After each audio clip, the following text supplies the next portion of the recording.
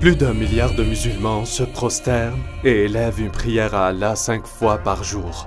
Chaque jour, une prière qui leur est donnée par Mohammed, leur prophète.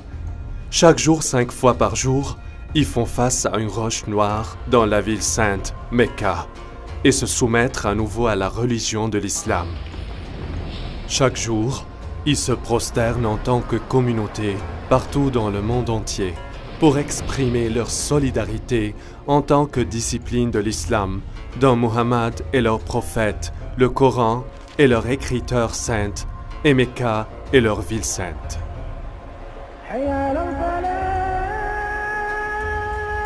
Cependant, comme les découvertes archéologiques commencent à pointer vers une histoire différente, qu'ils étudient sérieusement et qui s'opposent aux vérités autour de la fondation de l'islam, s'ils ont raison, quelles seront les implications de cela sur les musulmans aujourd'hui? Nous avons des moyens à notre disposition qui n'ont jamais été disponibles auparavant.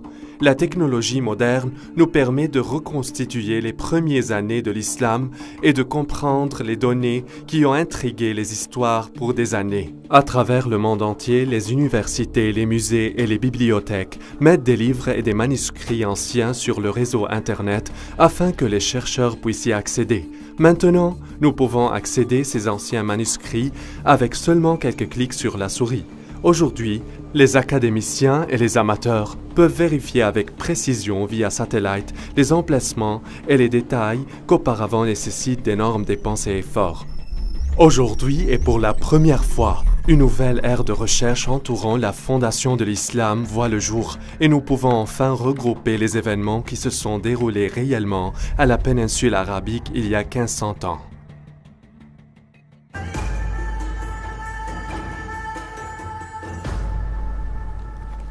L'écrivain et l'historien Dan Gibson a vécu la majeure partie de sa vie au Moyen-Orient. Il a fait des recherches profondes concernant les peuples et les endroits dans l'ancien monde avant l'islam. Je suis venu la première fois en Arabie au début de mes vingtaines et j'ai passé plus que 30 ans à découvrir tous les coins de cette partie formidable et étonnante du monde et regrouper des preuves d'une nouvelle théorie radicale que je pense va changer notre compréhension de l'histoire. Des années d'études et de recherches m'ont permis de conclure que le lieu d'apparition de l'islam n'est pas celui que les historiens réclament et que dans les premiers écrits islamiques se trouvent des preuves et des références qui révèlent la vérité du mystère de la vénérable Mecca. En 2002, j'ai eu l'occasion de participer à une conférence sur les études nabatéennes organisée ici par l'université Al-Hussein bin Talal. Lors de la conférence, j'ai eu l'occasion de discuter avec les grands archéologues de l'Arabie saoudite et de la Jordanie.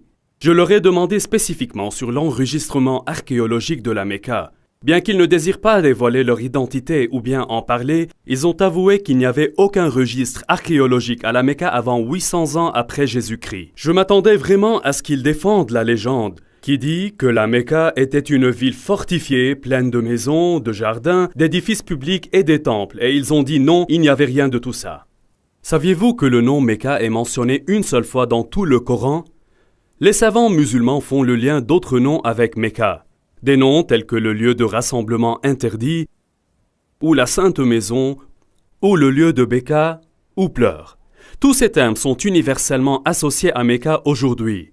Néanmoins, le Coran lui-même ne nous dit pas en autant de mots que ceux-ci réfèrent tous à Mecca. Les savants musulmans ne voient aucune raison de débattre cela, mais au cours des toutes dernières années, certains historiens ont posé de multiples questions. Ils ont noté que Mecca était un endroit inhabité et ne se trouve pas sur l'ancienne route des caravanes. Les gens ont imaginé que les caravanes transportaient des encens, d'épices et autres produits exotiques, mais selon des recherches contemporaines à l'époque de Muhammad, l'époque de l'encens était terminée depuis longtemps et les Arabes s'étaient engagés dans un commerce du cuir et d'habillement. À peine les éléments qui pourraient soutenir une grande ville qui a été décrite comme étant la mère de toutes les villes, mais aussi le centre de la route commerciale. Regardez cette carte. Où est-ce que toutes les routes commerciales se croisent?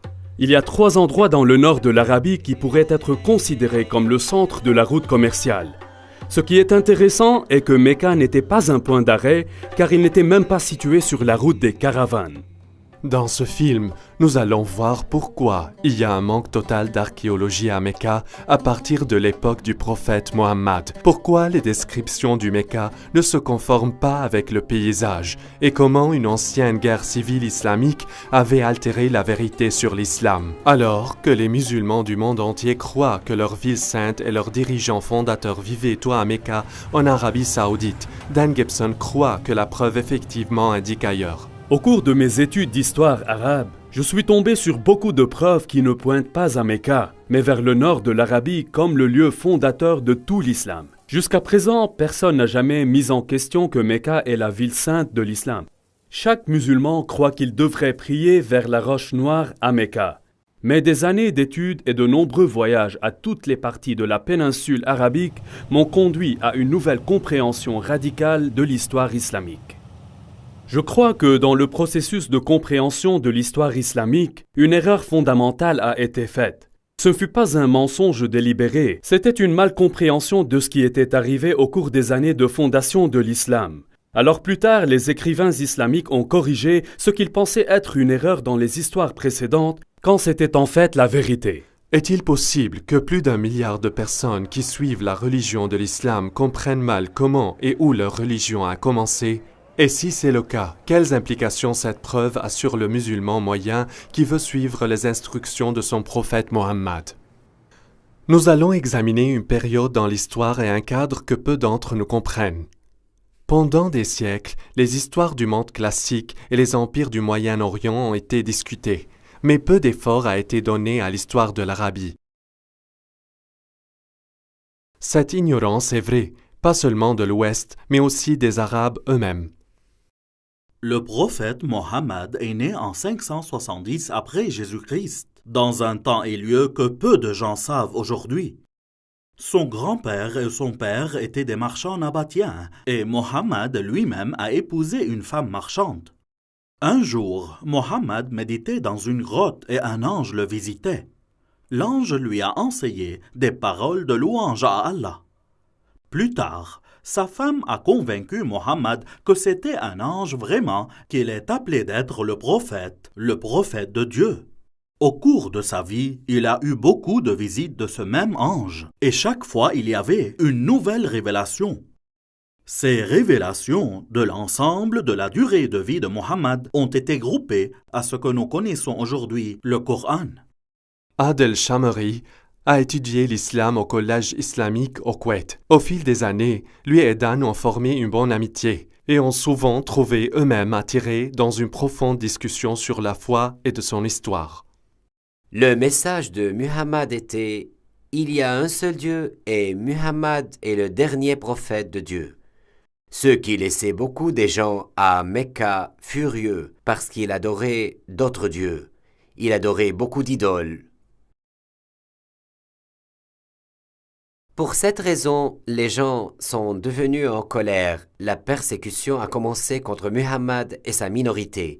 Muhammad et ses partisans ont décidé de migrer vers Médine. Mohammed et ses partisans ont souffert de la persécution. Alors il fuit et quelques-uns de ses partisans à Médine.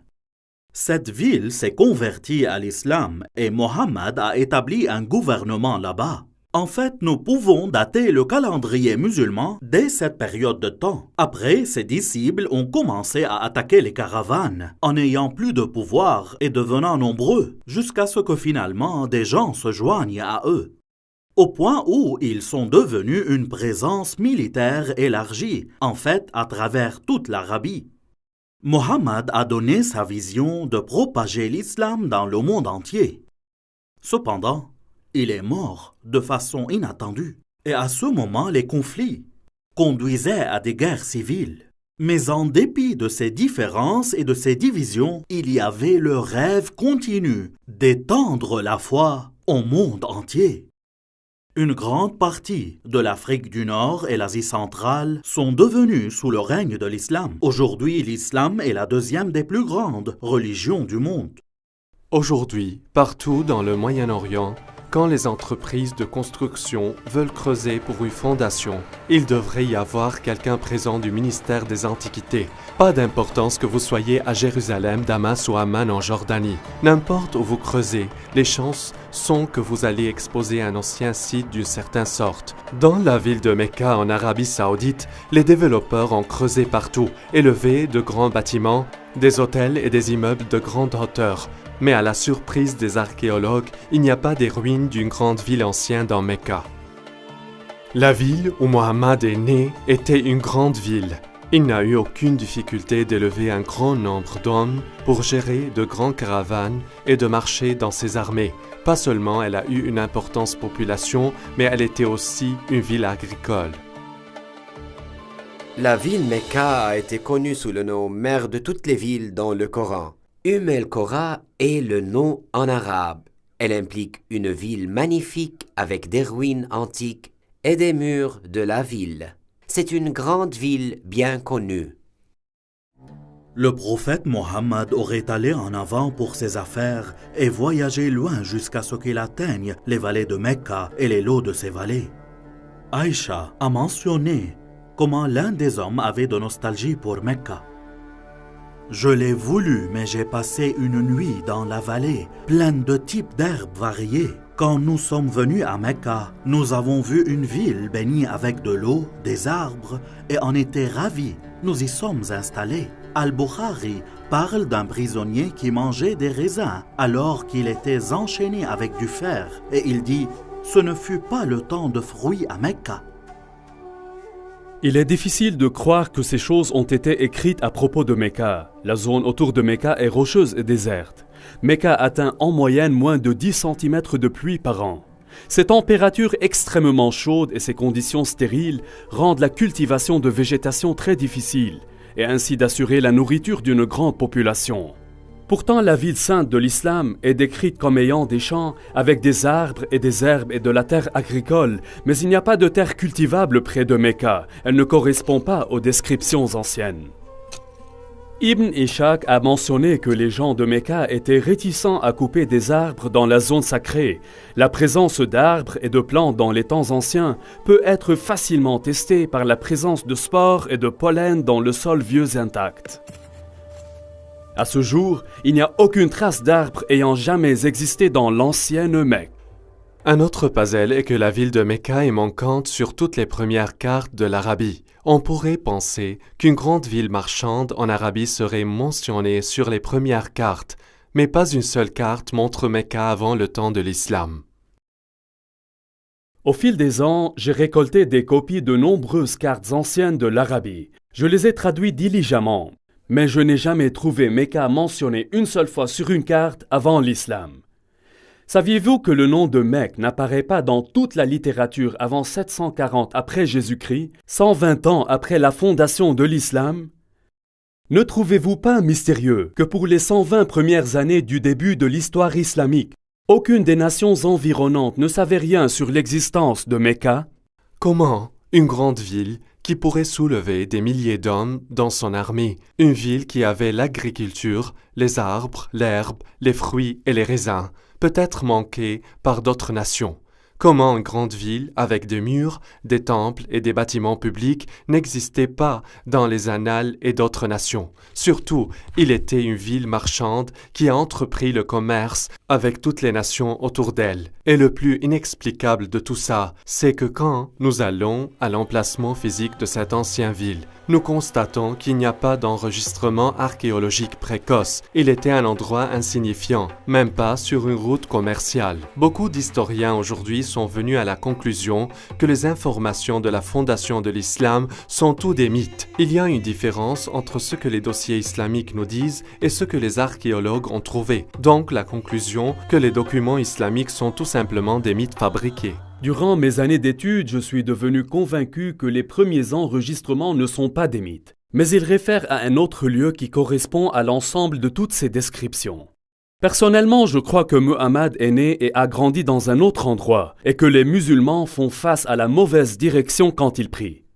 Selon l'histoire islamique communément admise, la Kaaba était un sanctuaire majeur dans la ville de Mecca et le point d'attraction du pèlerinage en Arabie. Un bon point de départ pourrait être d'étudier les pèlerinages avant la fondation de l'islam. Comme l'historien Tabari a enregistré, il y a deux types de pèlerinage. Le Hajj et la Umrah. Le grand pèlerinage et le petit pèlerinage. Le grand-père de Muhammad s'habituait à effectuer la Umrah avant l'islam. Cet Umrah avant Mohammed était à un moment où le pèlerinage arabe aura eu lieu à un endroit connu sous le nom de lieu rassemblement interdit. Cet emplacement a occupé plusieurs idoles païennes. Ces noms étaient présents avant l'islam. Et les musulmans utilisent les mêmes noms aujourd'hui. Ces noms sont de l'extérieur. Ils ne sont pas islamiques.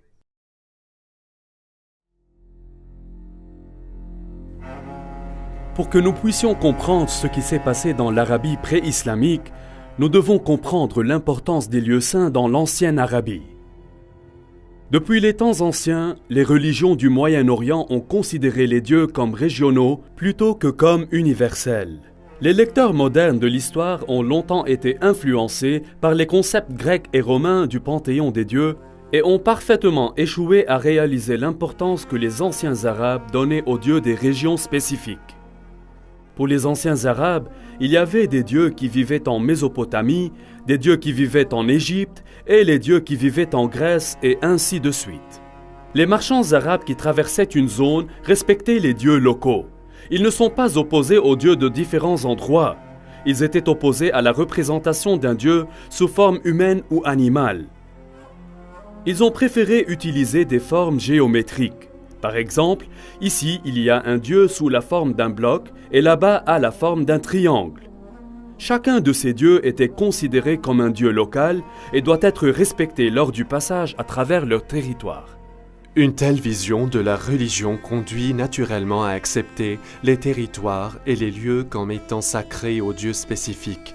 Ainsi, la zone autour d'un temple, comme une vallée particulière ou lieu du désert lointain, pourrait être considérée comme sacrée. Il aurait un quartier où les gens se rassemblent, même avec leurs ennemis, et être en sécurité, parce que la violence a été interdite dans le pourtour sacré. Quand les touristes entrent dans la beauté majestueuse de Wadi Rum, ici dans le sud de la Jordanie, ils sont si souvent pris par l'exquise beauté de cette vallée et par les montagnes escarpées à qui il manque un temple, celle-ci ayant été dédiée à la déesse Lat ou Alat, comme certains l'appellent. Ce temple nabatéen avait une zone sacrée. Il était situé en face du temple avec les montagnes délimitant la zone sacrée. Avant l'islam, les Arabes ont été divisés en plusieurs groupes. Ils croyaient en plusieurs dieux et souvent se sont combattus entre eux sur les questions tribales. La seule chose qui les unissait était le pèlerinage à un ancien lieu de rencontre. Le Coran appelle ce lieu Masjid al-Haram, ou le lieu de rassemblement interdit. Masjid signifie rassemblement et se traduit mosquée aujourd'hui. Avant l'islam, il n'y avait pas de mosquée. Donc, le masjid était tout simplement un lieu de rassemblement. Lieu de rassemblement interdit était un lieu sacré de refuge et de sécurité où les activités régulières cessent et la violence est interdite. Le concept de haram ou interdit est très important dans l'islam. Masjid al-Haram est mentionné dans le Coran et était dans la ville sainte de l'islam. Toute la zone autour Masjid al-Haram était une zone interdite. Allah a fait Mecca un sanctuaire sacré, et il était un sanctuaire avant et sera donc après. Aucun n'est autorisé à déraciner ses arbustes ou de couper ses arbres ou de chasser son jeu. Nous avons donc deux descriptions complètes de la ville sainte d'origine de l'islam. Il était un endroit haram où le meurtre était interdit et était au centre du pèlerinage pour de nombreux siècles avant la fondation de l'islam. Maintenant, regardez ici. Une grande partie des graffitis trouvés dans tout le Negev et le sud de la Jordanie a été écrite par des gens en pèlerinage à la ville antique de Petra dans le sud de la Jordanie. Des milliers de personnes ont gratté leur nom et leur message sur les rochers en faisant leur chemin vers Petra pour le pèlerinage. Cela crée un problème pour nous. Mecca est inconnu dans les cartes et dans la littérature avant et pendant la naissance de l'islam. Les descriptions telles que le centre de la route commerciale, la mère de toutes les villes et le point focal de l'ancien pèlerinage ne correspondent pas du tout. Comment pouvons-nous résoudre ce problème? La réponse vient naturellement de l'islam lui-même. Aujourd'hui, la Qibla dans toutes les mosquées est tournée vers la Kaaba. Il y a une place dans la mosquée appelée Mihrab où l'imam se lève et mène les croyants. Mais dans les premiers jours, il n'y avait pas de Mihrab. Au lieu de cela, il y avait un mur qui fait face à la direction de Qibla. L'ensemble du bâtiment se dirige vers la Kaaba. Dans l'islam, il est universellement compris que la Qibla est vers Mecca en Arabie saoudite. Personne ne remet en question la direction de la Qibla aujourd'hui. Cependant, le Coran dit aux musulmans, ils ont une Qibla. Le texte du Coran ne donne pas le nom de la ville à laquelle la prière a été initialement faite. Il ne mentionne que Masjid al-Haram ou lieu de rassemblement interdit. Les musulmans croient qu'ils priaient initialement vers Jérusalem.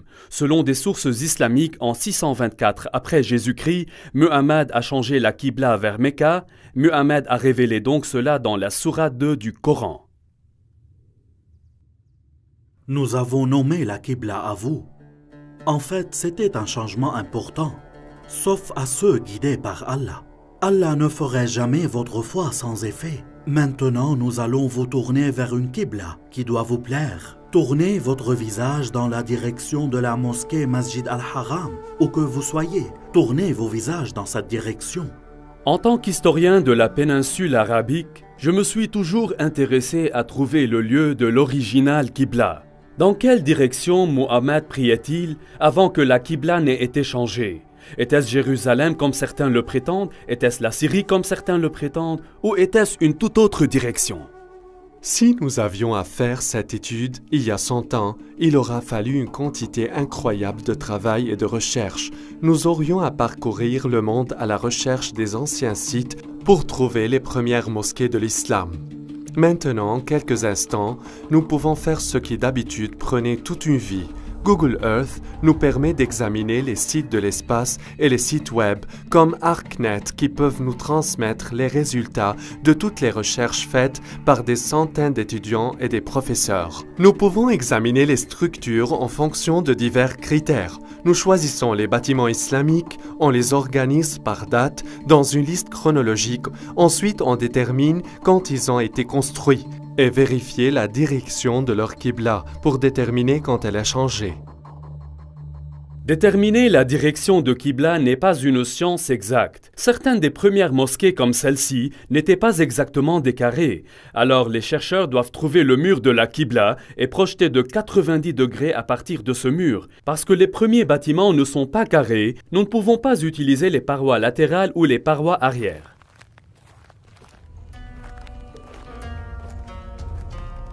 Ceci est le mihrab d'une ancienne mosquée.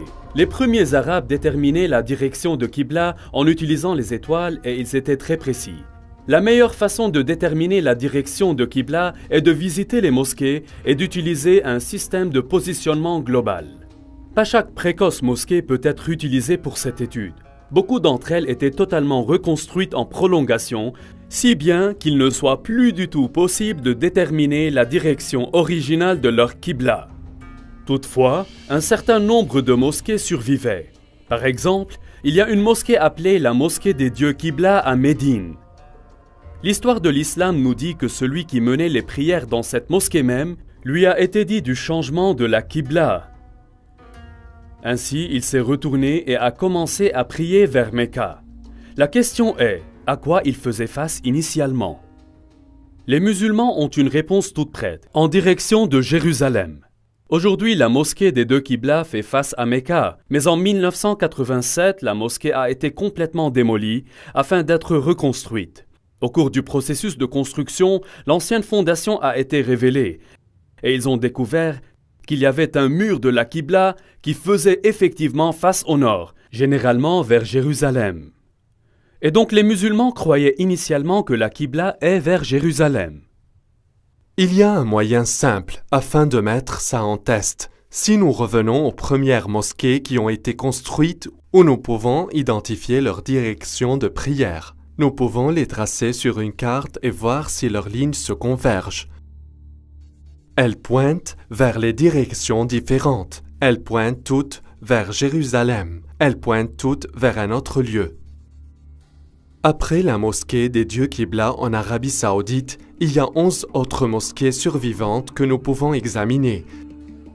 Celles-ci sont situées en Chine, Égypte, le sud de la Jordanie et le Liban, le centre de la Jordanie, le Yémen, Israël, Irak, Jérusalem, la Cisjordanie et enfin le Liban. Si nous suivons l'ordre dans lequel elles ont été construites, la deuxième mosquée survivante a été construite à Guangzhou en Chine. Guangzhou est le nom moderne pour ce qui était connu par la ville de Canton. Lorsque Marco Polo est arrivé à cette ville en 1300 après Jésus-Christ, il a découvert plus de 100 000 commerçants arabes et persans qui y vivaient. Les Arabes faisaient du commerce avec les Chinois pour des centaines et des centaines d'années. Tout cela est bien documenté.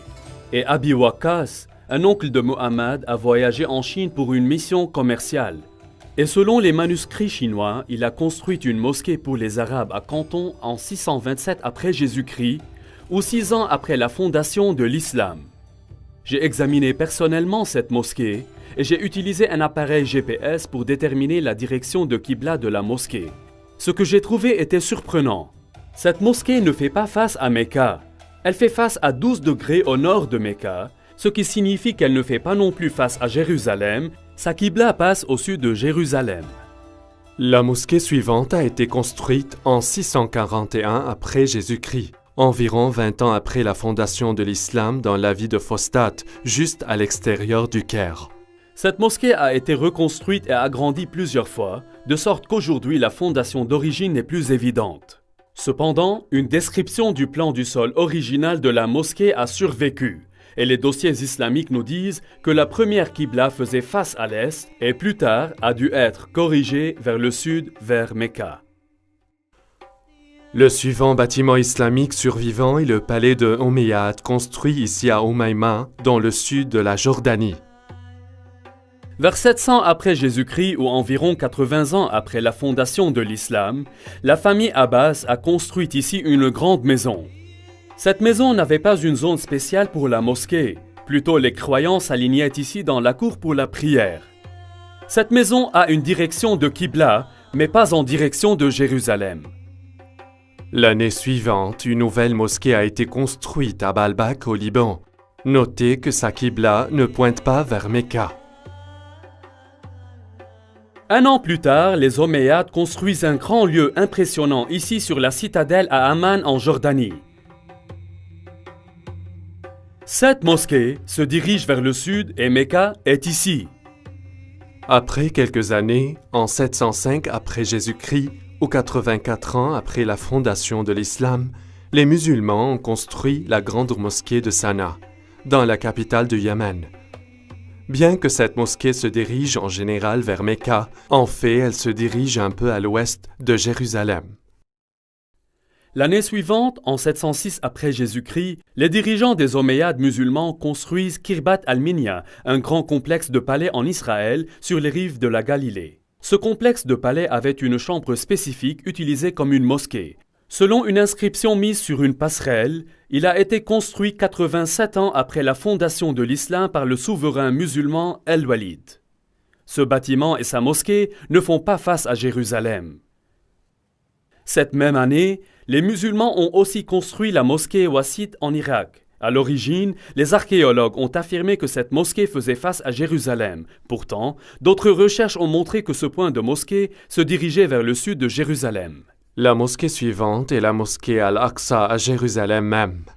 Cette mosquée n'est pas le temple d'Homme, mais plutôt la vieille mosquée au sud de la coupole. Cette mosquée est déjà à Jérusalem, mais elle a aussi un Qibla. Et il ne pointe pas vers Mecca. La mosquée suivante que nous atteindrons a été construite en 724 après Jésus-Christ, 103 ans après la fondation de l'islam. Celle-ci est la mosquée Khirbat al-Mafjar, près de Jéricho, dans la vallée de la Jordanie. Ce palais a été construit près de la fin de la dynastie des Omeyyades. En regardant le plan d'étage, nous pouvons voir que le palais et sa mosquée font face au sud plutôt que vers Mecca. Cette même année, une mosquée a été construite à Anjar, environ 58 km de Beyrouth. Elle a été construite près de la fin de la période omeyyade, et pas plus de 30 ans plus tard, elle est tombée en ruine et a finalement été abandonnée. Comme elle n'a jamais été reconstruite, on peut facilement déterminer la direction de Qibla, qui ne pointe pas vers Mecca ou Jérusalem. Maintenant, nous allons mettre tout cela ensemble sur une seule carte. Le résultat est étonnant. Au cours des 100 premières années de l'islam, 100% de toutes les mosquées survivantes que nous avons localisées jusqu'à maintenant font face à une place dans le sud de la Jordanie plutôt que de Mecca, du nord-sud et ouest. Toutes les mosquées se dirigent vers un seul endroit. Ce n'est pas une petite erreur dans la détermination de la direction de Qibla, car toutes visent spécifiquement un seul endroit.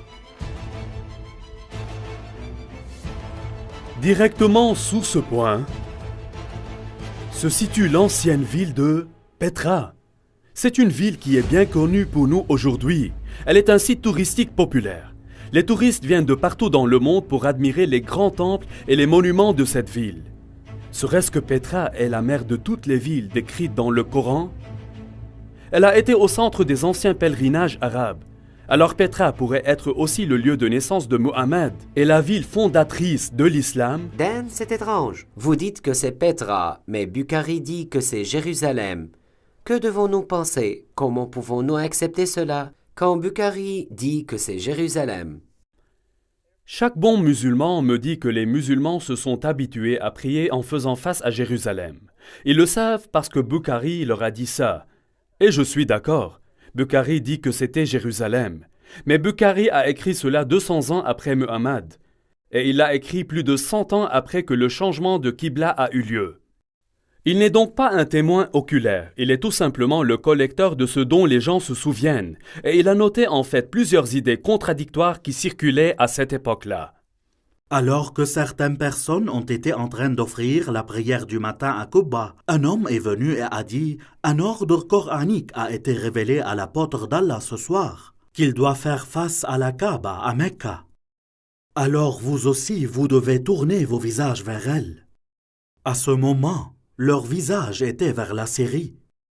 Et en entendant cela, ils se tournèrent vers la Kaaba de Mecca. Je crois que Muhammad, tout en vivant dans Médina, il priait en se dirigeant au nord vers Petra, qui était dans la province romaine de Syrie. Au moment où Bukhari recueillait ces histoires, les gens avaient oublié Petra, et tout le monde se souvenait que leurs grands-parents priaient vers la Syrie. Dan, le Coran nous dit que Masjid el-Haram est en Mecca. Alors, où est l'emplacement réel? Ceux qui apportent l'argument à propos de Mecca posent un point intéressant. Je suis d'accord que dans la littérature islamique, le nom Mecca est synonyme de la première ville sainte de l'islam. Lorsque Muhammad était un jeune homme, les gens ont décidé de reconstruire la Kaaba. Dans les décombres, ils ont trouvé plusieurs blocs de construction avec des inscriptions écrites en syriaque, la langue des Nabatéens. Et ils ont trouvé un juif qui pourrait leur traduire. « Je suis Allah, le Seigneur de Mecca. Je l'ai créé le jour que j'ai créé le ciel et la terre, et formé le soleil et la lune, et je l'ai entouré avec 7 pieux anges.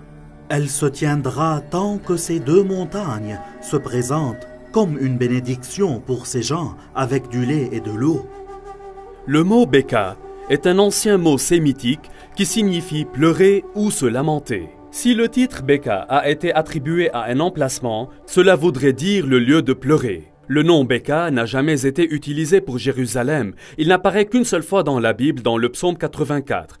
Ici, il est utilisé en référence à une vallée de larmes. Mais le Coran parle aussi d'une vallée de larmes où Agar pleurait Ismaël.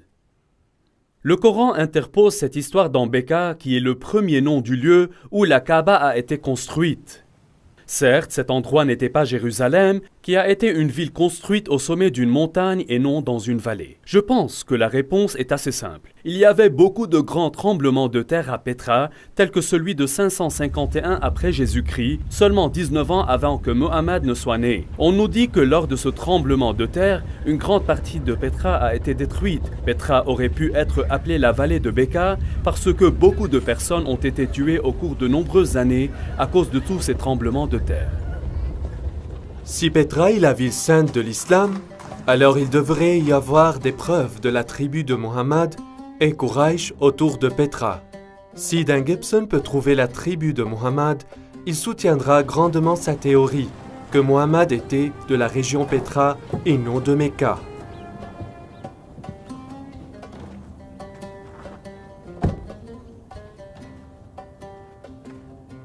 Il y a longtemps, celle-là a été connue comme la ville de Awar ou Oumema, comme elle est connue aujourd'hui. Les archéologues ont découvert une ferme appartenant à la famille des Abbassides et une mosquée construite quelque temps plus tard. Quand les musulmans de l'Irak actuel ont vaincu les Omeyyades de Damas, ils voulaient un membre de la famille de Muhammad pour soutenir et légitimiser leur révolte. Et alors, ils sont venus ici pour Oumema, 27 000 de Petra. C'était là qu'ils ont trouvé la famille de Muhammad et la tribu Quraysh. Ils ne vont pas à Mecca en Arabie Saoudite ou bien à Médine. Ils sont venus ici, à Oumema, 27 000 à l'extérieur de Petra. C'est là où ils ont trouvé la tribu Quraysh et la famille de Muhammad, pas en Arabie Saoudite.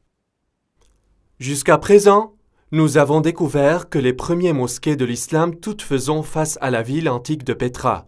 Mais est-ce que la ville de Petra s'adaptait aux descriptions islamiques de la ville sainte d'origine de l'islam? Il y a une histoire racontée par tous les premiers biographes de Muhammad, qui concerne Abdallah, le père de Muhammad. Un jour, il travaillait dans le champ et venait à la maison avec de la boue sur ses mains. Il va vers sa première femme et dit « Couche avec moi », mais elle a refusé parce qu'il était sale. Alors il est sorti, s'est lavé et est allé vers sa deuxième épouse, Amina. Elle est devenue enceinte et de cette façon, Muhammad est né. Ce qui est important pour nous dans cette histoire est que tous les premiers auteurs ont utilisé le même mot pour la saleté sur les mains d'Abdullah. Ils utilisent tous un mot arabe pour le sol, en particulier le sol d'un terrain ou d'un champ cultivé. Le problème est, il n'y a pas de terre cultivable près de Mecca. Cependant, quand nous arrivons à Petra, nous découvrons que Petra avait l'eau, les champs et les arbres. Selon les archéologues, il y avait des jardins publics et privés, ainsi que l'eau courante était amenée dans la ville par des aqueducs et des pipes en terre. Les archéologues ont décrit les arbres fruitiers, les vignes et les jardins existants dans l'ancienne Petra. Même aujourd'hui, il y a des parcelles de terre cultivées entre Petra et Al-Baïda qui est à 5 km. En analysant le sol antique, les chercheurs ont découvert, il y a seulement 100 années, que les collines autour de Petra ont été couvertes d'arbres comme le chêne, le genévrier, la pistache et la caroube.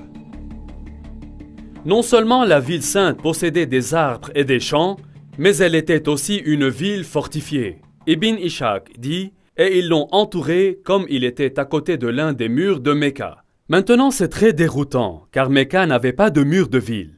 Certains pensent que peut-être ce fut une maison dans Mecca. Mais Ibn Ishaq dit expressément « les murs de Mecca ». Mais Mecca n'a pas été une ville fortifiée. Alors quoi à propos de Petra? Petra a été construite dans une vallée. De chaque côté de la vallée, il y avait de grandes montagnes avec des falaises. Ces falaises étaient comme les murs de la ville. Ainsi, les habitants de Petra construisent des murs d'une falaise de montagne à une autre falaise de montagne, à la fois de ce côté de la vallée et de l'autre aussi. Donc Petra avait des murs de la ville.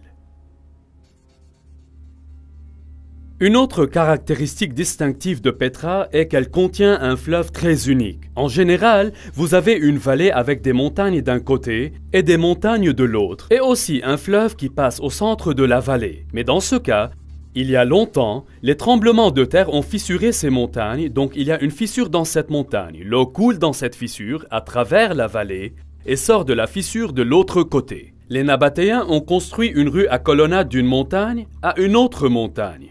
Et à côté, il y avait un cours d'eau de pluie. Allons-y. Dans l'islam, un des devoirs des pèlerins est d'aller 7 fois entre 2 montagnes appelées Marwa et Safa. Ce qui est intéressant, c'est qu'Al-Bukhari nous dit que Muhammad a choisi de faire cette course dans le cours d'eau de pluie entre les 2 montagnes. Mais il y a des problèmes. Safa et Marwa sont juste de petites roches. Aujourd'hui, ils sont logés à l'intérieur du bâtiment de la mosquée. Comme vous pouvez le voir sur ce dessin, il n'y a pas un cours d'eau de pluie entre ces 2 rochers. Mais ici, à Petra, la description s'applique exactement d'une montagne à l'autre. Il y a 4 passages dans le bassin de Petra.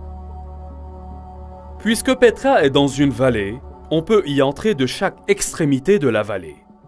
Au cours de l'année de la conquête de Mecca, le prophète est entré dans Mecca de sa partie supérieure. Mais il y avait aussi d'autres moyens d'entrer à Petra. Les anciens documents nous disent qu'on pourrait entrer et sortir à la ville sainte d'une fissure dans les roches. En arabe, on appelle cela un thaniya. Al-Bukhari le mentionne plusieurs fois. L'apôtre d'Allah utilisait pour entrer Mecca la haute Thaniya et utilisait pour quitter Mecca la basse Thaniya. Le prophète avançait jusqu'à ce qu'il atteigne la Thaniya à travers laquelle on peut aller vers eux. Ce sont les gens de Quraysh. Il y a 2 Thaniya comme entrée.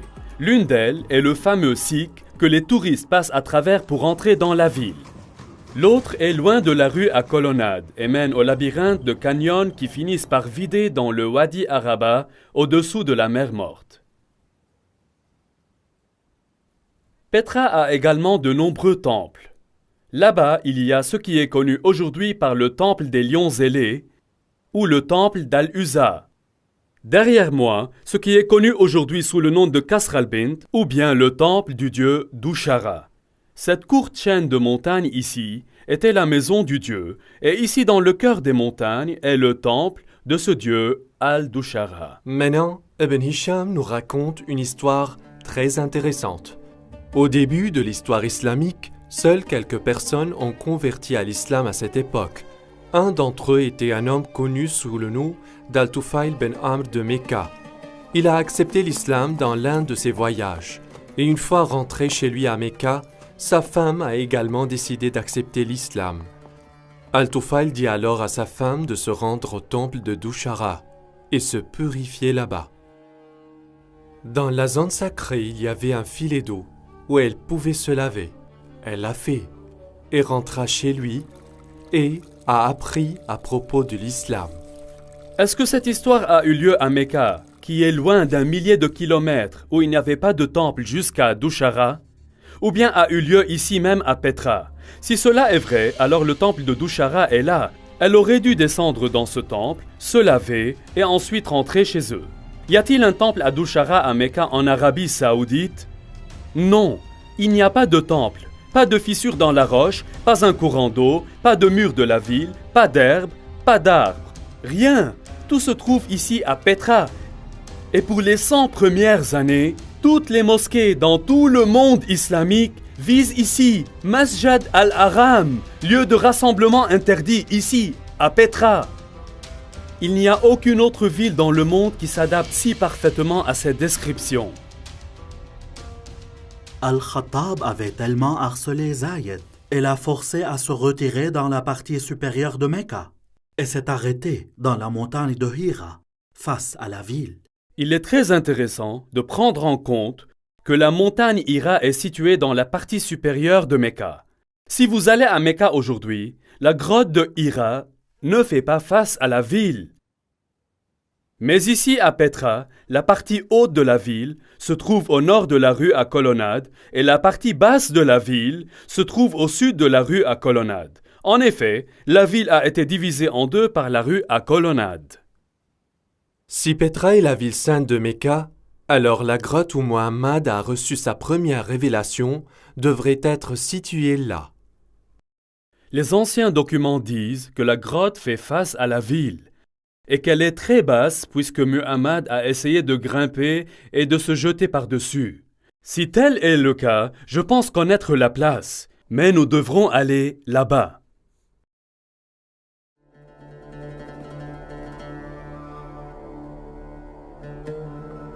Ici, dans cette grotte, nous pouvons voir qu'il y a beaucoup de différents dieux-blocs.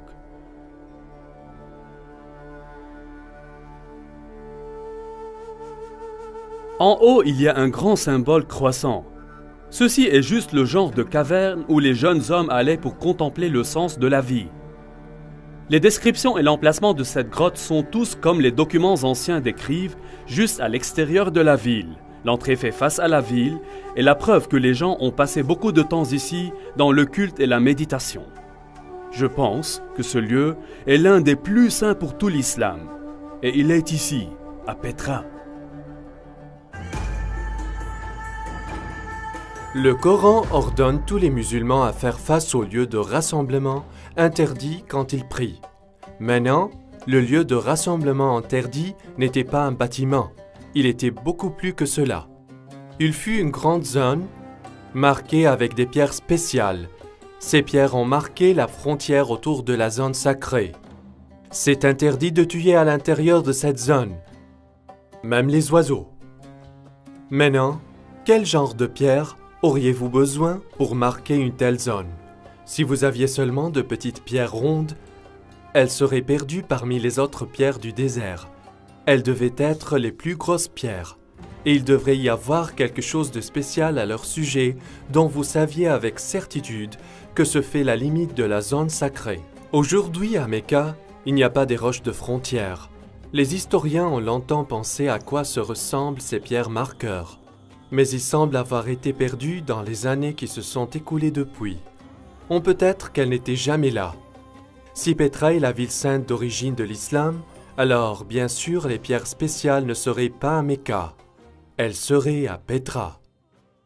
Il y a une caractéristique sur Petra qui est absolument fascinante. Chaque fois que les touristes viennent à cette ville, ils passent par un certain nombre de pierres cachées, connues sous le nom Rocher Djinn. Ceci est un nom de fantaisie qui leur est donné par les bédouins locaux. Ce qui est très intéressant est qu'il y a plus de 20 de ces grosses pierres carrées marquant toutes les entrées de la ville. Est-ce possible que ceci marque le sanctuaire interdit? Peut-être que c'est la raison qu'elles ne sont pas situées à Mecca?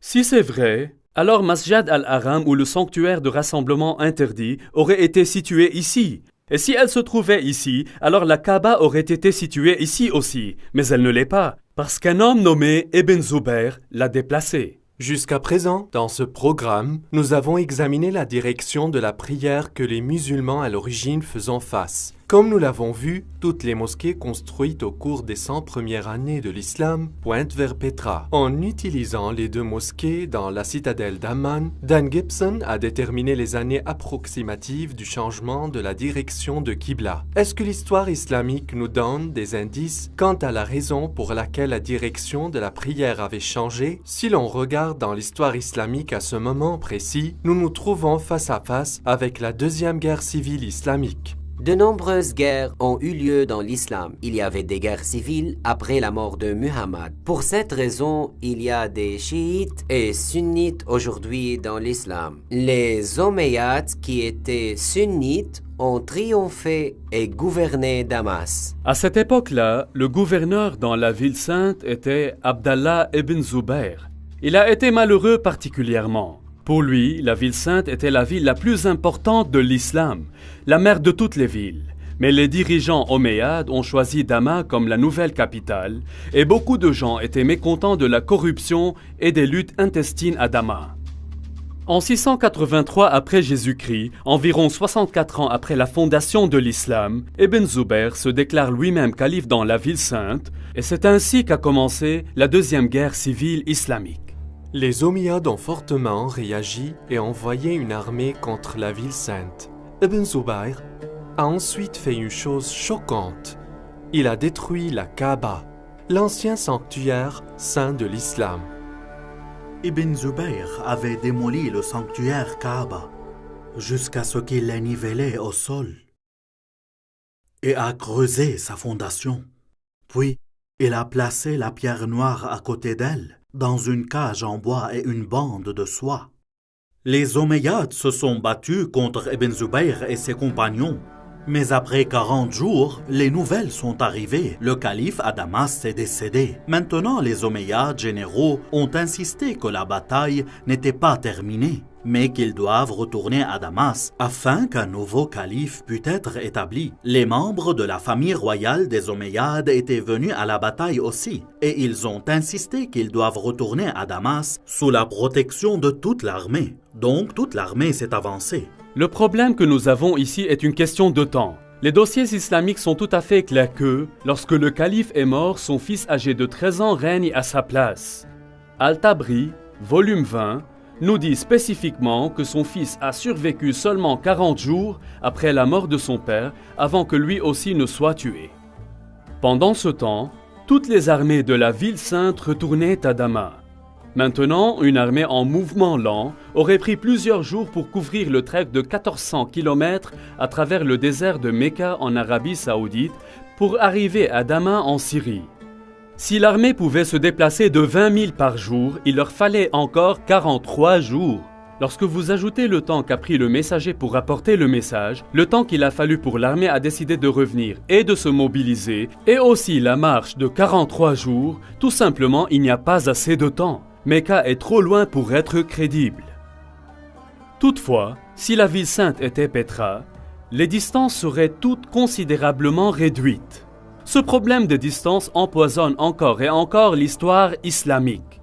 Mecca, en Arabie Saoudite, est tout simplement trop loin pour être compatible avec la plupart des contes dans l'histoire islamique au début. Maintenant, avec l'accalmie dans la guerre, Ibn Zubayr a eu le temps de reconstruire ses défenses et préparer le retour de l'armée omeyyade. Je voudrais vous montrer quelque chose. Voici quelques volumes de l'histoire de l'islam d'Al-Tabri. Al-Tabri a réussi à collecter une quantité massive de matériel et il a écrit à propos de ce qui est arrivé au cours de chaque année de l'histoire islamique. Il a consacré des chapitres entiers, parfois même 2 chapitres à chaque année, mais quelque chose d'étrange s'est vraiment passé. La fameuse bataille pour la ville sainte se déroule sur plusieurs années, mais l'an 70 de l'histoire islamique est d'une grande et réelle importance. Remarquez qu'Al-Tabri a écrit 15 pages décrivant ce qui s'est passé en l'an 69, et 27 pages décrivant ce qui s'est passé aussi en l'an 71. Mais où est l'année 70? Regardez ceci. À propos de l'année 70, Al-Tabri écrivait seulement quelques lignes de texte. N'a-t-il pas trouvé plus d'informations sur cette année, ou est-ce plus tard que les éditeurs ont censuré cette année du dossier d'Al-Tabri? Seulement quelques lignes, mais ce qu'il enregistre nous donne quelques détails existants et croustillants. Il nous dit que Mus'ab ibn Zubayr, apparemment un frère de Abdallah, apporte des équipements à la ville sainte. Est-ce que ces équipements étaient des matériels militaires? Non, il dit qu'il a amené beaucoup de chevaux et de chameaux. Je crois que c'était l'année où les disciples d'Ibn Zubayr se déplaçaient au sud de Petra, dans les déserts de l'Arabie, pour trouver un endroit où ils pourraient tenir contre les forces omeyyades. Tous les détails de cette année ont été retirés de l'histoire d'Al-Tabri, mais nous savons qu'ils ont obtenu beaucoup de chevaux et de chameaux, ce qui n'aurait eu aucun autre but que de déplacer un grand nombre de personnes hors de la ville. Cette accalmie dans la guerre a continué l'année suivante, afin qu'Ibn Zubayr profite de la pause pour entreprendre un projet religieux. Il a décidé de reconstruire la Kaaba. Mais Al-Tabri ne nous racontait pas où la nouvelle Kaaba a été construite. Était-ce à Petra ou bien dans un tout nouvel emplacement plus sûr loin de Mecca? Je crois que la nouvelle Kaaba a été construite en Arabie Saoudite et que la roche noire a été déplacée pour la sauvegarder. Donc même si Ibn Zubayr a perdu la ville sainte, il avait encore la roche et une nouvelle Kaaba. Après qu'un nouveau calife a été établi, l'armée omeyyade se retournait. Cette fois, l'armée était plus grande et les Omeyyades ont apporté de grandes armes de guerre avec eux. Parmi eux, une machine de lancement en pierre appelée Manjanik. La guerre entre Ibn Zubayr et Al-Hajjaj a eu lieu durant 6 mois et 17 nuits dans le creux de Mecca. Yusuf ibn Mahak dit « J'ai vu la Manjanik avec des pierres lancées. Le ciel tonnait et s'éclairait, et le bruit du tonnerre et de la foudre dépassait celui des pierres, de sorte qu'il les a couvries.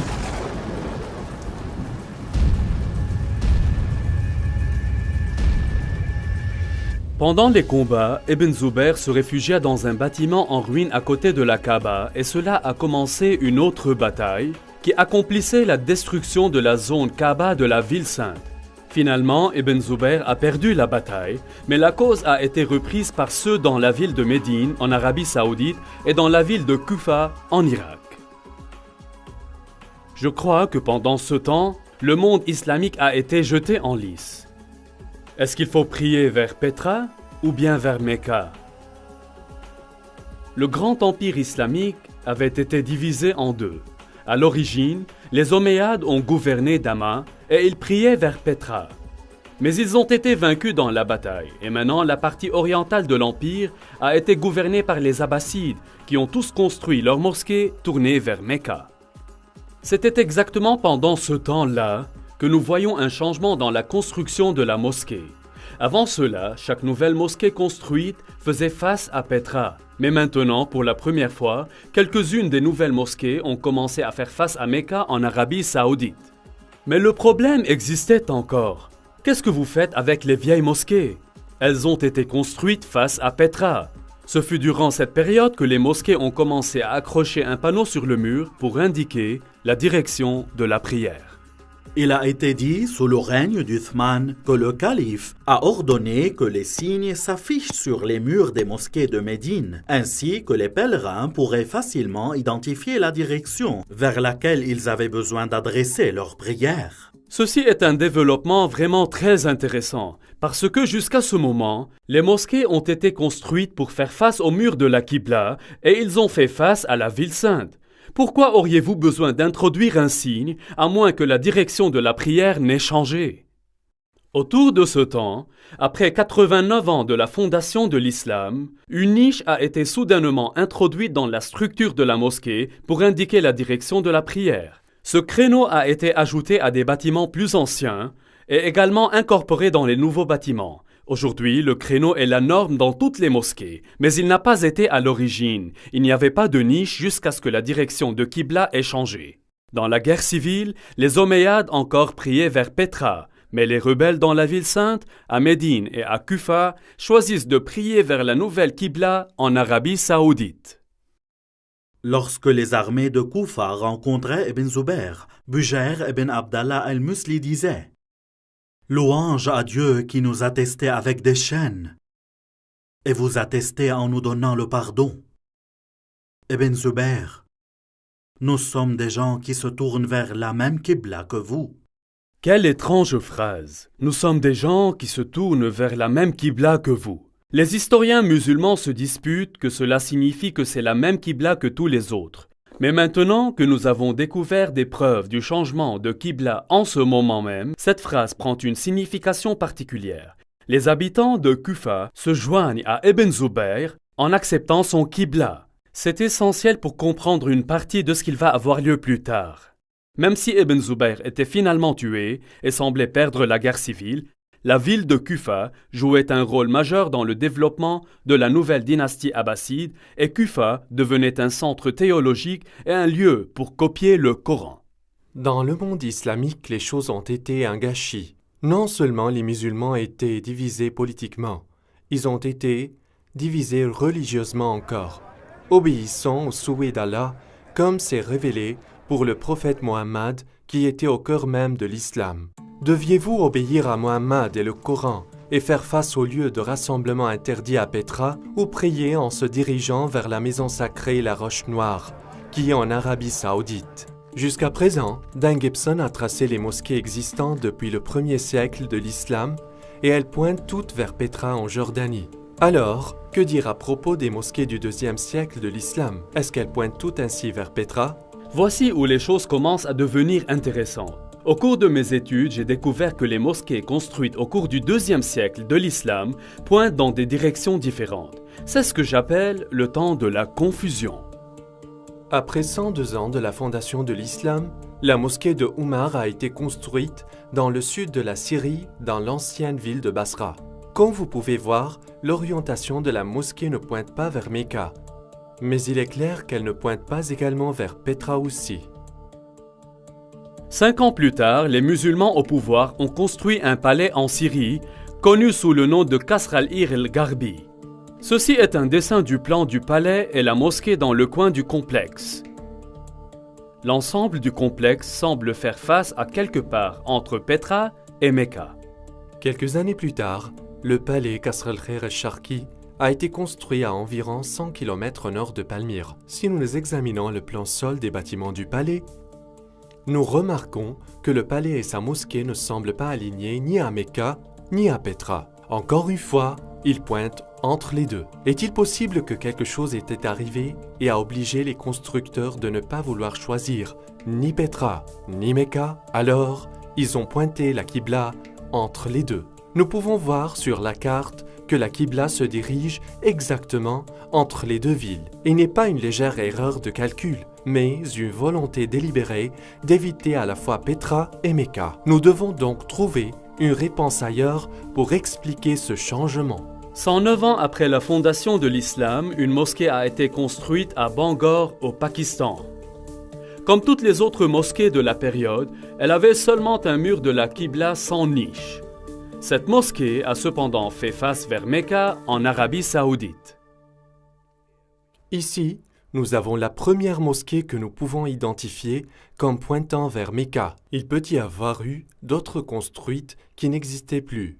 Mais cette mosquée est importante, car elle est la plus ancienne mosquée survivante que nous pouvons vraiment dire qu'elle fait face à Mecca en Arabie Saoudite. Et ce qui est étonnant, c'est qu'elle a été construite environ 100 ans après la mort de Mohammed. Ceci est très récent pour les historiens musulmans et il va causer à l'histoire islamique traditionnelle toutes sortes de problèmes. L'un des bâtiments les plus importants de notre étude se trouve ici sur la citadelle d'Amman en Jordanie. Ce palais omeyyade a été construit environ 122 ans après la fondation de l'islam. Maintenant, si vous vous souvenez, nous avons regardé une mosquée omeyyade construite ici. Cette mosquée pointe directement vers Petra. Mais quand ils ont construit le palais, la direction de son Qibla était directement vers Mecca. Il apparaît donc clairement que la direction de Qibla a changé dans la période entre la construction de ces bâtiments et la construction de ce palais. Cela nous aidera à déterminer comment et quand le changement de direction de Qibla a été fait. Rappelez-vous qu'il était lors de la construction de ce palais que le nom Mecque apparaît d'abord dans la littérature partout.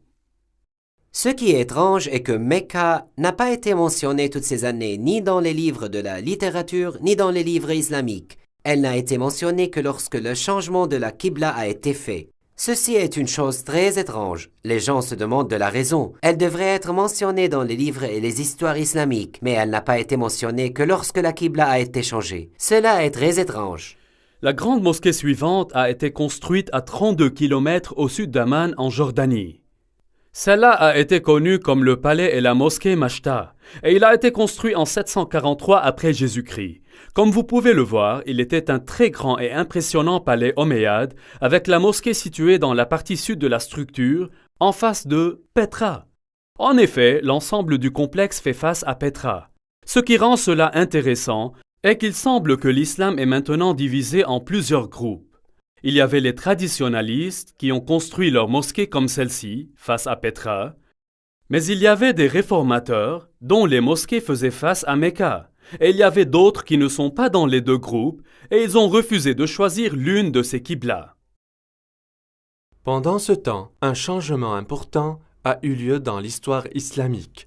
Les dirigeants omeyyades de l'islam à Damas ont été vaincus par les Abbassides de Koufa. En 754 après Jésus-Christ, le nouveau calife Al-Mansour a commandé la construction d'une toute nouvelle capitale de l'Est, en choisissant Bagdad en Irak comme son site.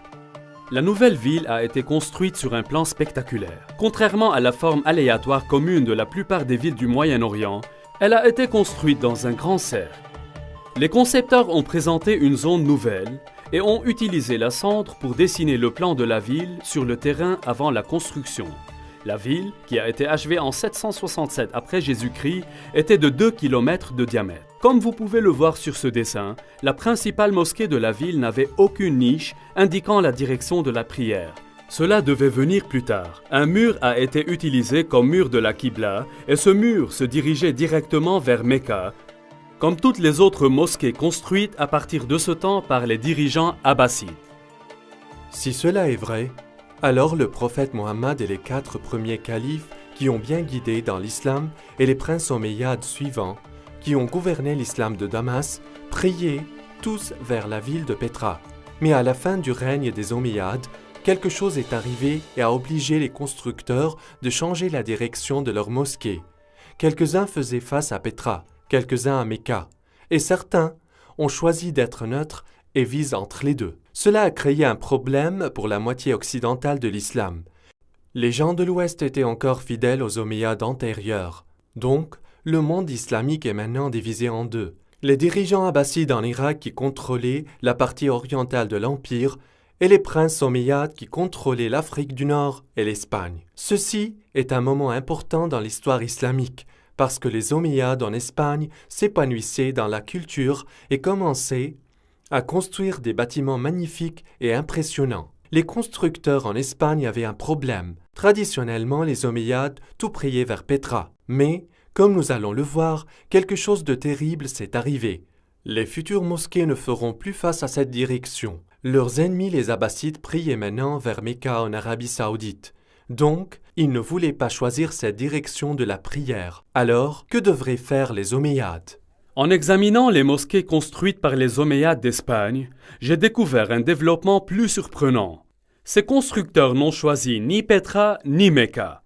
Maintenant, comme nous l'avons vu, certains des constructeurs du Moyen-Orient ont choisi de pointer leur qibla entre les deux villes. Mais les constructeurs en Afrique du Nord et en Espagne ont décidé de faire quelque chose de complètement différent. Au fil des années, les historiens ont toujours été intrigués par ces mosquées. Leur qibla semble pointer vers quelque part en Afrique du Sud. Mais toutes les mosquées africaines et espagnoles soulignaient légèrement des endroits différents. Tout semble réellement très confus. Cependant, lorsqu'elles sont portées sur une carte, nous pouvons voir que les mosquées d'Afrique du Nord et d'Espagne ont toutes les qiblas parallèles à une ligne tracée entre Petra et Mecca. Donc, plutôt que de choisir Petra ou Mecca, ils ont choisi de faire leur qibla parallèle à une ligne tracée entre les deux villes. Tous les musulmans savent que Mecca est en Arabie Saoudite, mais vous dites que Mecca est à Petra. Sur quoi avez-vous basé pour aboutir à cette théorie? Quelle est votre orientation et preuve pour ça, monsieur Dan? Nous savons que Mecca est en Arabie Saoudite. Alors sur quelle base vous dites ces choses? Si vous n'êtes toujours pas convaincu, je veux vous montrer quelque chose d'autre. Vous souvenez-vous quand nous avons discuté de la deuxième guerre civile islamique? Ibn Zubayr se barricade dans la ville sainte et l'armée syrienne omeyyade l'entourait et la gardait pendant 4 mois. Au cours du mois d'octobre, les Syriens ont apporté une catapulte jusqu'au mur de la ville où ils ont lobé les rochers tout droit dans les lieux saints de l'islam. Comment est-ce possible? Normalement, les gens vivaient derrière les murs de la ville. Une catapulte écrasait tout simplement les maisons des gens. Mais dans ce cas, on dit que la catapulte a frappé les lieux saints de l'islam dans le centre de la ville. Comment est-ce possible? Eh bien, ici à Petra, il y a une caractéristique unique. Petra avait des murs au nord et au sud. Les murs de la ville ont traversé la vallée. Mais au nord, les murs n'atteignaient pas tout le long du chemin vers le canyon, car il y avait un cours d'eau qui traversait le canyon. Je crois que les Syriens ont apporté leurs catapultes tout droit dans la rivière asséchée, à l'endroit où ils pourraient lancer les rochers au cœur même de la ville pour attaquer la Kaaba et les lieux saints de l'islam. Les archéologues de l'université Brown ont creusé ici à Petra depuis de nombreuses années. Le projet était d'excaver ce qui est connu comme la région du Grand Temple. Comme ils découvraient le temple, Dan était surpris de trouver des preuves qui ont soutenu sa théorie. L'une des caractéristiques intéressantes de ce bâtiment est que les gens ont construit des défenses ici contre les attaques. Vous voyez dans cet endroit, ils ont fermé cette porte-là afin qu'ils puissent se défendre. Ce qui est arrivé après le tremblement de terre en 551 après Jésus-Christ. On peut dater les défenses, ici même, par les tuiles qui ont été utilisées dans la construction de ces moyens de défense. Cependant, il n'y a pas de bataille enregistrée à Petra pendant ce temps-là. Mais nous savons ce qui est arrivé au cours des années de la fondation de l'islam. Mais ce n'est pas la seule preuve que nous avons. Au cours de toutes les fouilles, les archéologues ont découvert plus de 400 pierres catapultées. Ces pierres sont enterrées à peu près au bon endroit et aussi au bon moment. Ceci est une indication forte et évidente que la bataille non seulement a eu lieu ici, mais aussi que dès le début, la première Kaaba était proche de cet endroit. Donc, l'islam a été divisé entre les traditionalistes et les réformateurs. Les traditionalistes ont prié en direction de Pétra en Jordanie, et les réformateurs ont prié vers Mecca en Arabie saoudite. Et d'autres délibérément choisissaient une voie médiane. Comment vont-ils un jour résoudre ce dilemme? Pétra, la ville de pleurs, a subi une calamité fatale. Des tremblements de terre ont secoué la région de Pétra en détruisant les bâtiments, temples et maisons. Les dégâts ont été tellement mauvais que la ville n'a jamais été reconstruite à nouveau. La preuve de cette première Kaaba est disparue maintenant. Les pierres catapultées ont détruit une grande partie et Ibn Zubayr a détruit le reste. En 712, un tremblement de terre a détruit le barrage qui détournait l'eau autour de Pétra. Donc les eaux de crue durant les années ont annulé toutes les preuves qui restaient. Donc, avec la mémoire de Pétra disparaissait de vue, les chroniqueurs de l'histoire islamique ont écrit peu de Pétra et 150 ans plus tard, ils n'ont jamais mentionné le nom de nouveau. Dans le temps, les souvenirs de ces deux endroits se sont fusionnés en un seul, celui de Mecca en Arabie saoudite. À partir de ce temps, tous les Qibla faisaient face ici. Ce ne fut que lorsque les outils archéologiques modernes, photos satellites et Internet ont permis aux historiens, universitaires et aux chercheurs du monde entier de récupérer une image différente. Ceci est une chose étrange. C'est la première fois que j'en ai entendu parler. Voulez-vous vraiment que les musulmans y croient cela? Pourquoi n'est-il pas écrit dans la littérature islamique ou enregistré dans les livres d'histoire? Vous dites que les musulmans ont oublié, intentionnellement oublié. Comment n'est-il pas mentionné? C'est étrange. Afin de comprendre les événements qui ont influencé l'écriture de l'histoire islamique, nous devons effectivement reconnaître plusieurs choses. Premièrement, c'est ma conviction qu'il y avait un vide littéraire dans l'Empire islamique au début, créé par les musulmans zélés qui ont détruit des livres et des manuscrits, effacé des inscriptions, brûlé des bibliothèques et détruit toute la littérature, sauf le Coran, qui était un ensemble de pièces collectées çà et là et des révélations données par Muhammad. Cette destruction de documents écrits par les forces islamiques a été bien documentée. Un élément de preuve est une lettre de 640 après Jésus-Christ du calife à général Amrou, le chef des armées musulmanes en Égypte, qui a demandé à calife que doit-il faire avec les milliers de manuscrits qu'il a trouvés dans les entrepôts en Alexandrie. La réponse du calife a été enregistrée et connue depuis des siècles.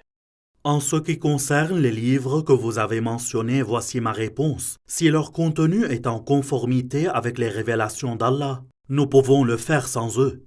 Car dans ce cas, les révélations d'Allah sont plus que suffisantes. Si d'autre part, ils contiennent de la matière non conforme aux révélations d'Allah, il n'y a aucune nécessité de les préserver. Procédez ensuite et les détruire.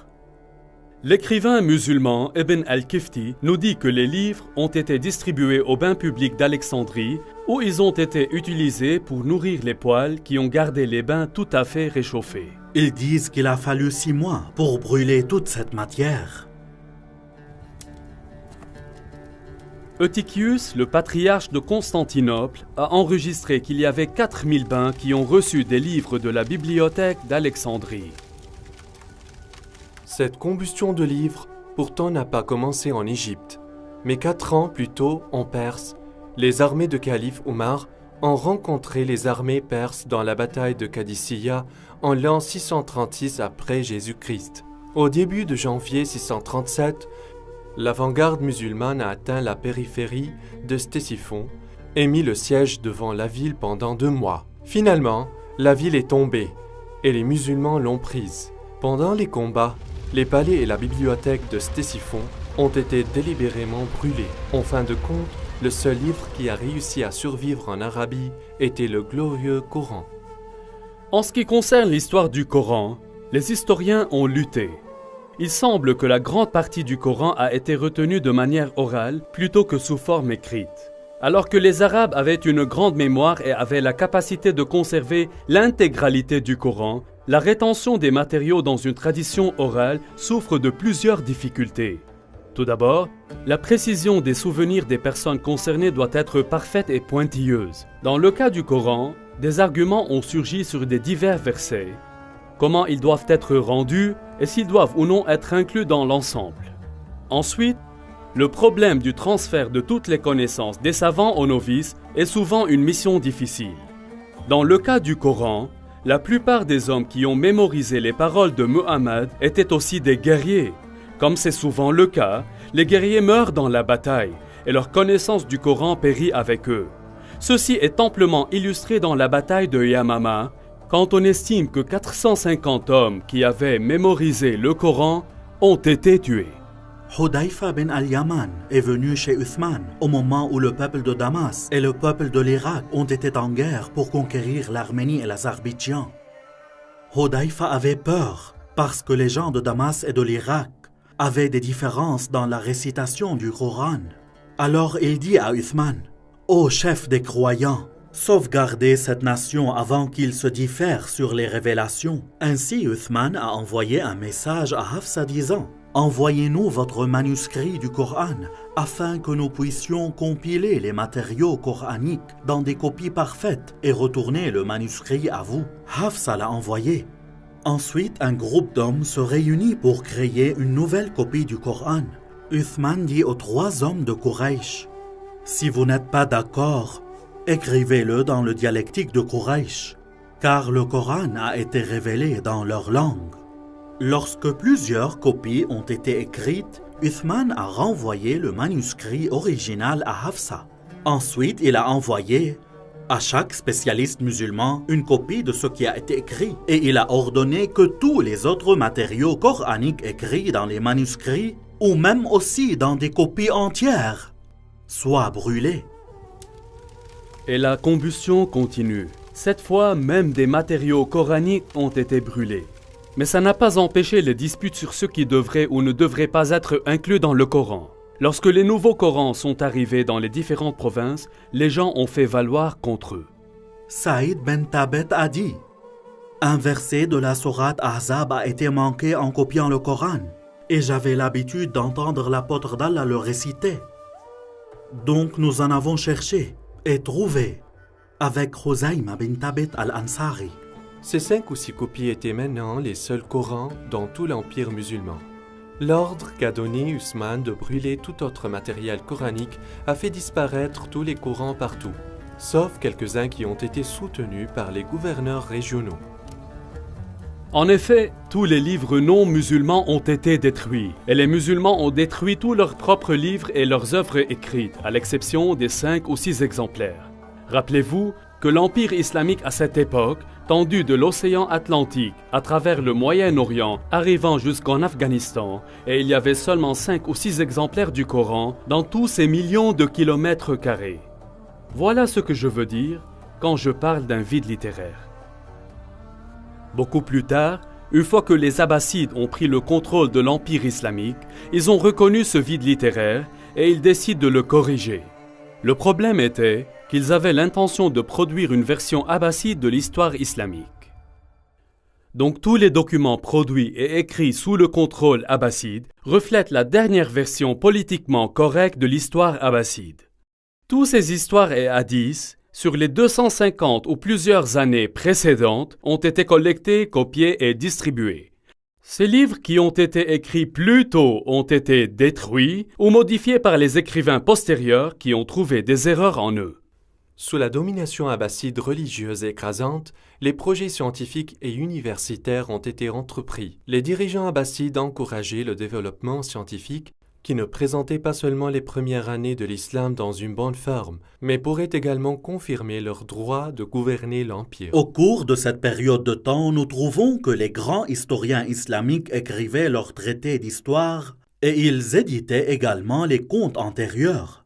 Par exemple, nous n'avons pas la biographie originale d'Ibn Ishaq de Muhammad comme Ibn Hisham, qui avait corrigé ce que les Abbassides appelaient des graves erreurs dans le compte rendu original. Après l'édition d'Ibn Hisham, le reste des grands historiens islamiques ont commencé à écrire leur histoire et nous avaient présenté une histoire islamique adaptée en fonction de la vision du monde politique et religieux des souverains abbassides à leur époque. Est-il possible que les musulmans soient aujourd'hui victimes d'une couverture abbasside? Est-ce que les abbassides détournent délibérément les musulmans loin de leur lieu de rassemblement interdit à Petra, comme le commande le Coran, et les faire prier vers le rocher noir, qui est maintenant à Mecca? Est-ce que les musulmans continuent d'être trompés par la propagande abbasside? Je crois que l'étape a été créée lorsque les dirigeants musulmans ont regroupé au début les différents morceaux du Coran. Le problème n'a pas été la collection, mais la destruction de tout ce qui s'opposait à leur point de vue. Il y a une grande diversion entre la pensée occidentale et musulmane. Dans la pensée occidentale, les manuscrits postérieurs sont moins fiables car ils ont des copies de copies. Nous devons revenir auparavant à la source car elle est plus précise. Les musulmans, d'autre part, pensent que les manuscrits antérieurs sont moins fiables et que les manuscrits ultérieurs les remplacent. Même dans le Coran, les révélations ultérieures remplacent ou annulent les révélations antérieures. Une fois que vous autorisez le concept de l'abrogation, vous vous laissez à accepter toutes sortes de changements. Si les Abbassides manipulaient l'histoire, étaient-ils allés aussi loin avec la falsification du texte du Coran? Par exemple, comment le nom Mecque se trouvait dans la sourate 48? Abu Bakr, le successeur où Mohammed a fait la première compilation de matériel coranique. Ousmane, qui l'a suivi, a utilisé cette collection et y a rajouté du matériel. Les historiens nous disaient que même après Ousmane avait compilé son Coran, les gens se souvenaient encore plus des versets que Mohammed avait révélés. Chaque fois qu'un nouveau Coran était fait, il a été présenté comme le Coran le plus complet. Les précédents étaient bien, mais les plus récents ont été plus complets, avec beaucoup plus de révélations. Est-ce que les Abbassides ont publié un Coran encore plus complet et y ont mentionné la Mecque? Aujourd'hui, nous avons beaucoup de Corans koufiques abbassides dans les musées, d'Istanbul à Samarcande. Ces Corans ont utilisé le script koufique inventé dans la ville de Koufa. Mais qu'en est-il à propos des anciens Corans écrits par d'autres scripts?